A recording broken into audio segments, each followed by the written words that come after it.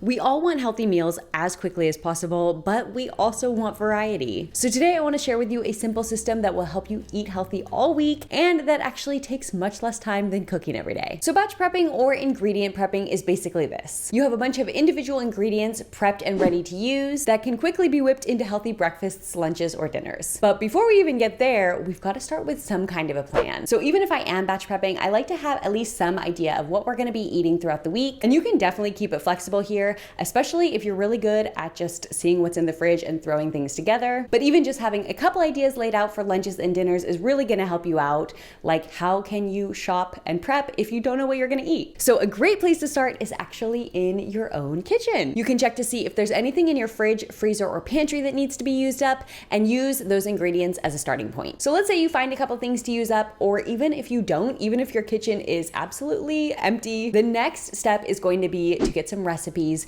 or at least recipe ideas. Now, this used to be my biggest struggle. I was constantly getting in recipe ruts and couldn't think of anything new to eat, so I would just end up eating the same things over and over again. So let me show you my secret weapon to combat this, which is this app right here. The app is called Plan to Eat, and I'm actually partnering with them for today's video because I love this app so much. So it's a meal planning app, but it does so much more than that. You can create custom meal plans, make grocery lists based on those plans, and my favorite feature, it stores all of your recipes in one place. So I have collected recipes from all over. Basically, anytime I see something yummy, I just import it into the app and save it. And you can do this on your computer or your phone. Plus, you can also save recipes from books like cookbooks or even handwritten recipes. So like right now I have this butternut squash to use up. I'm just gonna do a quick search for squash recipes in my database, and look, all of these recipes come up and I can be like, oh yeah, I've been dying to make this pasta recipe. Let me add it to my calendar for the week. Also great for meal prep is the freezers and leftovers feature. So you guys know I love to prep extras to use throughout the week and or to add to the freezer. I've actually done like whole freezer meal preps before because it is just so convenient to have healthy food ready to go in there. So the app will help you size up or size down your recipes depending on what you need, and it keeps track of what's in there and the date that you froze it, so it's like having a freezer inventory right on your phone. There is actually a free trial of the app if you are interested.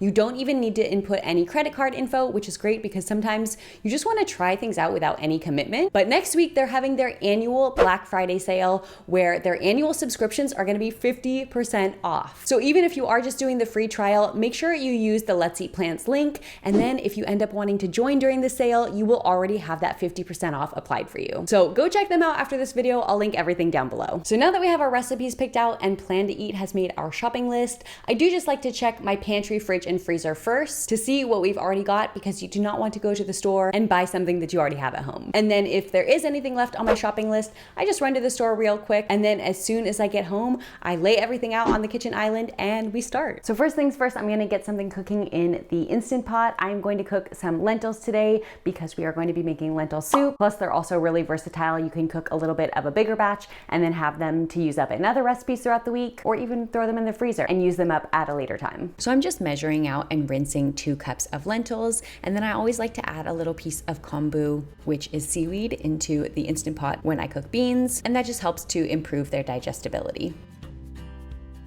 And then I also want to get my squash roasting in the oven. Since I am already turning my oven on, I might as well make use of it and bake something else in there. And I actually have this kabocha squash to use up as well. Now, kabocha squash can also be done in the Instant Pot, but since my Instant Pot is busy now, I might as well bake it in the oven with the butternut squash. Plus this one's really big. I don't even know if it would fit in the Instant Pot, but we might as well bake it together with our other squash. Now that I know the microwave hack for squash, I've been doing it every single time. I just heated my butternut squash for 2 minutes in the microwave, which makes it so easy to cut and peel. Even though I'm not peeling this one, it just makes it really easy to cut, which is so helpful.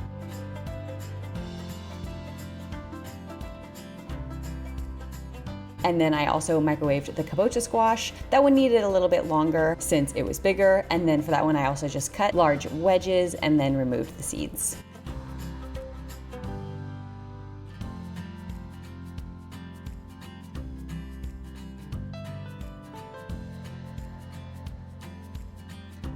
And then for the rest of our veggies, we are just going to give them a quick rinse and chop them up for the week.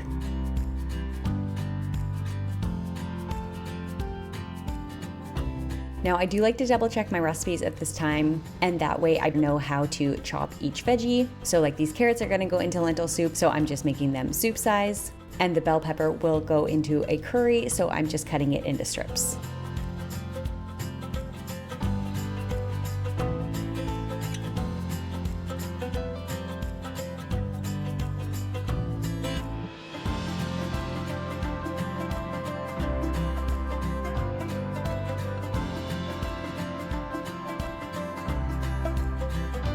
For the celery, pro tip, if you want it to last even longer, add some water to your storage container, and that will help keep the celery fresh, crisp, and hydrated.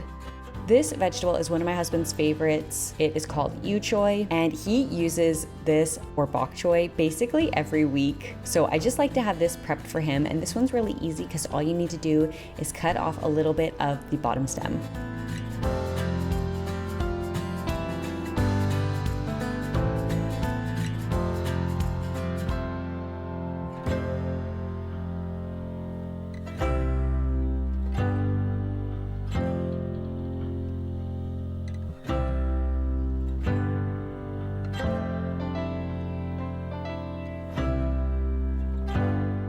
And for kale, I just like to wrap it in a tea towel and store it in a Ziploc bag, which I will reuse each week, or you can also store it in a Tupperware.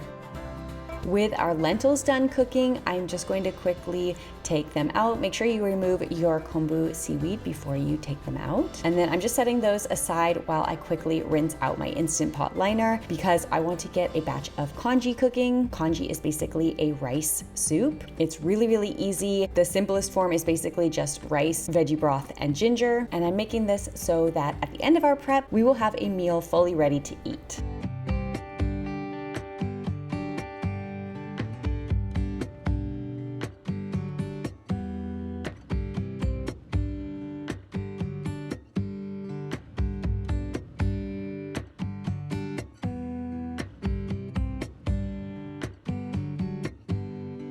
Meanwhile, our squash is done baking. You can just tell it's done if it pierces easily with a fork.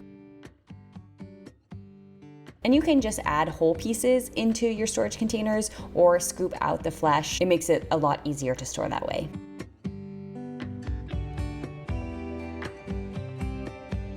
For this yu choy, same thing. If you actually need more space in your fridge, go ahead and blanch it first because once it's cooked, it is a lot smaller, which makes it easier to store. And then with our congee done cooking, I'm just adding in some frozen peas and corn. And the best part of congee is really the toppings, which I just keep on hand in the fridge. And I will show you those here in just a bit.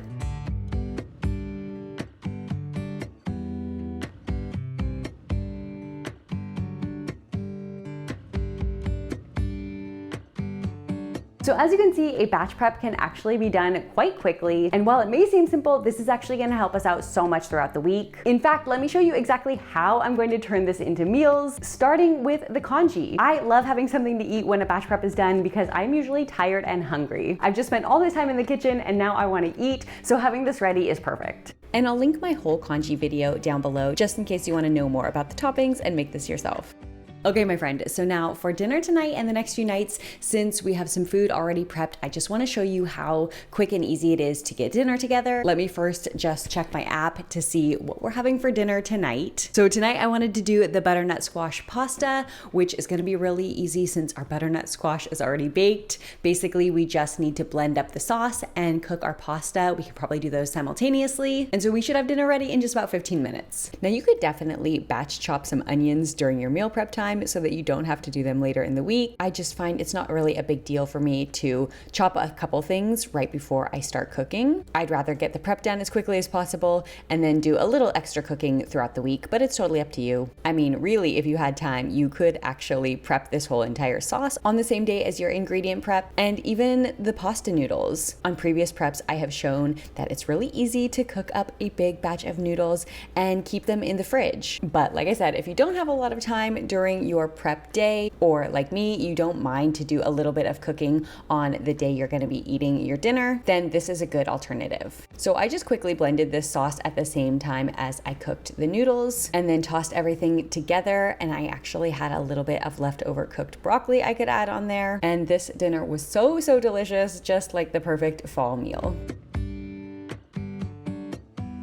For dinner tonight, we have lentil soup on the schedule, and this is one of my favorite cozy soups. It is gonna come together really quickly because we have our carrots and celery already chopped. I also picked up some potatoes to add to this, and of course I'm gonna need to chop the onion and garlic first. But after that, even our lentils are cooked already. We have some washed and chopped kale to throw in there. So it is gonna take a little while to simmer on the stovetop, but all of the prep work is pretty much done. And I just love soups because even though maybe they take 30 minutes on the stovetop for all the veggies to soften, it's still hands-off cooking. You can just leave that pot simmering on the stovetop and get other things in the house done. So even though it's a little bit early still, I'm just gonna start the soup and then it'll be ready for us to eat for dinner tonight. So for this soup, I just chopped up the onion, garlic, and potatoes. My celery and carrots were already ready to go. And then of course added in our broth and seasoning. And then I just let that simmer and did other stuff around the house for about 20 minutes until the veggies were soft, removed the bay leaf and added in those cooked lentils, which of course I forgot to film, and then added in our prepped kale, which was already ready to go. I just had to tear it into bite-sized pieces.